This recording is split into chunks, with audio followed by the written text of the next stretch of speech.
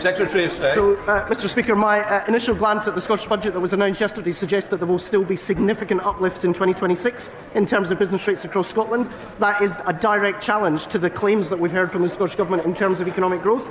And so I hope that, as well as continuing to advocate and make the case to the UK Government, she and her colleagues will take the opportunity to say Scotland's high streets are being let down by the Scottish Government, as surely as Scotland's public services are also being let down. Harriet Cross. Getting money back in people's pockets is vital for economic growth, but today the government has signed the country up to the highest energy bills for offshore energy for the next 10 years, and bills that we'll be paying for 20 years to come. Can the Secretary of State explain how this is going to get more money back in people's pockets to spend on high streets rather than just to spend on higher bills? Well, Mr Speaker, let's actually start with the facts. Our auction today delivers new renewable power that is cheaper to build and operate than building new gas.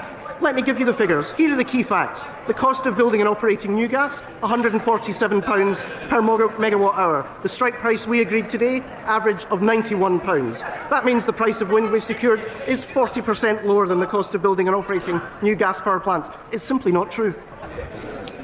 Jamie Stone. Thank you, Mr Speaker. Tonight, millions of people will tune in to The Traitors, which was filmed at Ardross Castle in my constituency. Really, I should have put on my Claudia Winkleman eyeliner for this one.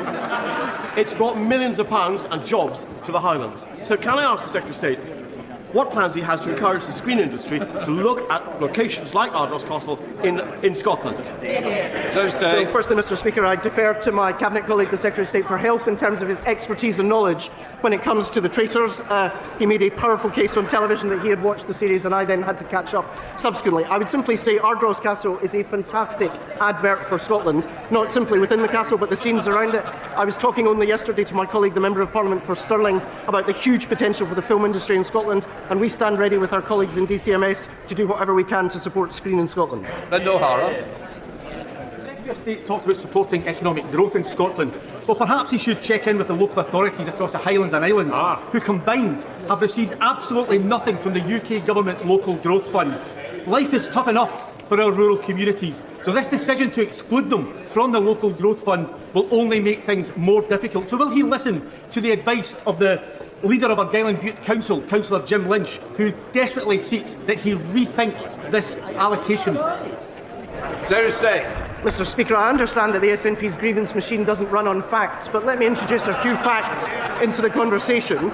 The Highlands and Islands are benefiting from more than £300 million in investments, including £80 million to support neighbourhoods through Pride and Place, and of course the £25 million for the Inverness and Cromarty Green Freeport. I can attest to that because I visited Inverness and announced it.